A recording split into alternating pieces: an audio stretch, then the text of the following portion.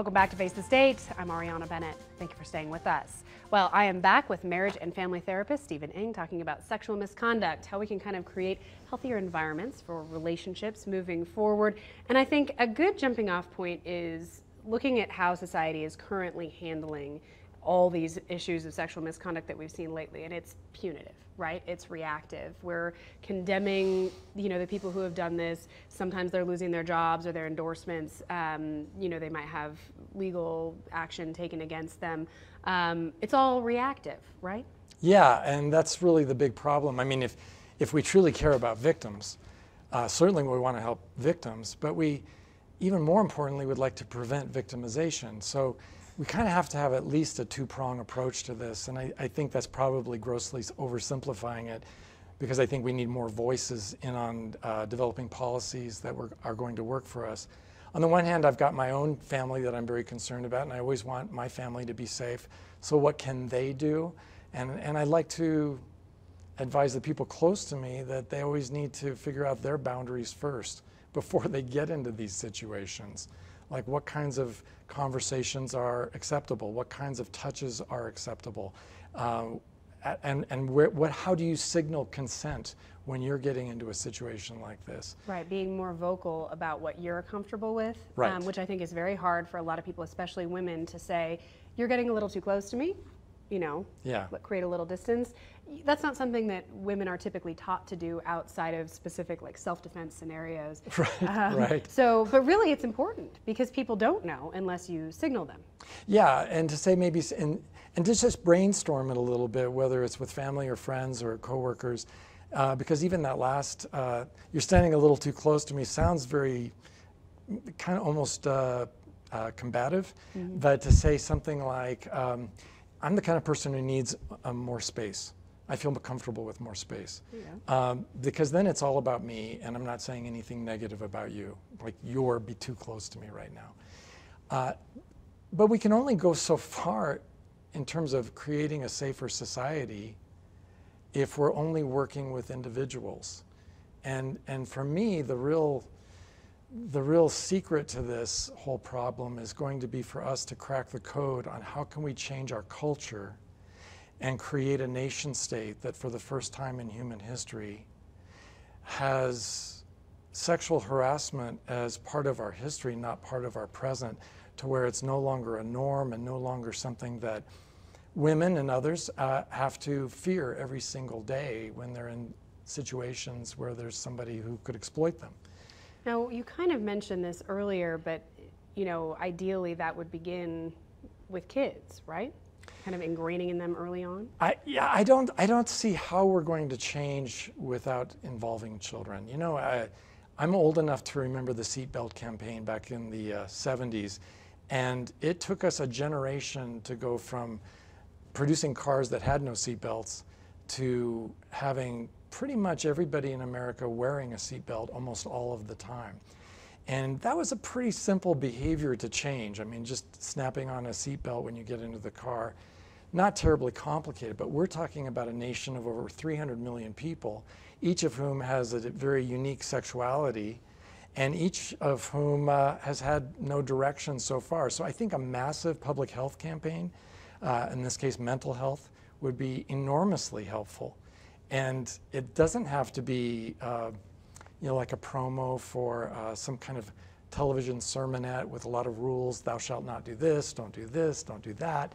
It could be something as simple as explaining what real consent looks like, and giving examples, and showing people asking for consent, and showing people denying consent, saying thanks but no thanks, or I'll pass for now, maybe later. To be able to model that for citizens, I think probably needs to start with our youngest kids when they are in sex ed, and yet if you ask me how optimistic I am that that's going to happen this next school year, even with all of this news coming out, I think the odds are rather bleak. Yeah, but we can affect the micro level a little bit, right? I mean, if we have parents watching this, grandparents, there are things that we can do on the smaller level, even if we don't rely on the school districts to handle this, right? Yes and no, because so many of the people who would be able to teach this are already trying to talk about it with their children. They're reading the newspaper to their kids, they're listening to the news, talking about how these things are happening, and hopefully talking about how even wonderful smart men who have great careers and years in their field are behaving so badly. So I'm hoping it's not just painting these offenders, these harassers, with the same brush of they're bad men, don't be like them, don't be bad, because that's singularly unhelpful. At the intimate familial level, of course, we'd want to be teaching our children about consent, but it seems to me, and I don't know if you would agree, but it seems to me that almost no parents talk to their children about sexuality, really talk to them about sexuality. And we're sort of hoping if I don't bring it up, maybe they won't do it until they're out of the house and on their own, and then I don't have to deal with any of that. And instead, I think what would make sense is to be proactive and teaching my child both how to ask for consent and how to say no and how to say yes. I think it's a difficult ask, partly because that's awkward. And I mean, it just is. It's just a hard conversation to have.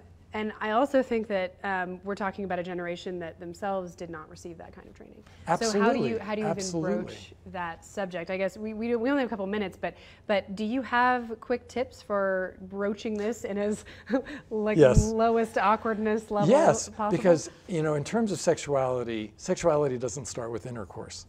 When two 8-year-olds have a crush on each other, that's sexuality. So we could come in at an entry level and talk just about something as simple as holding hands with somebody you really like. Do you just grab their hand, or do you ask permission? After you ask permission once, do you have to keep asking permission? Or can you ask, is it okay if I do that from now on? And the same thing with a first kiss.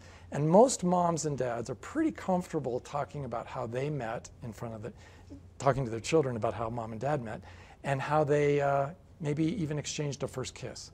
And I think honest mothers and fathers who really love their children are going to be able to say, we did it right or we did it wrong in terms of consent.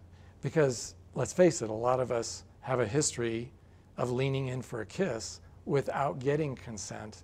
And again, we're back to the Braille method. If the other person responds with a kissing posture, then we have a green light. But I think we need to teach our children how to do better than that.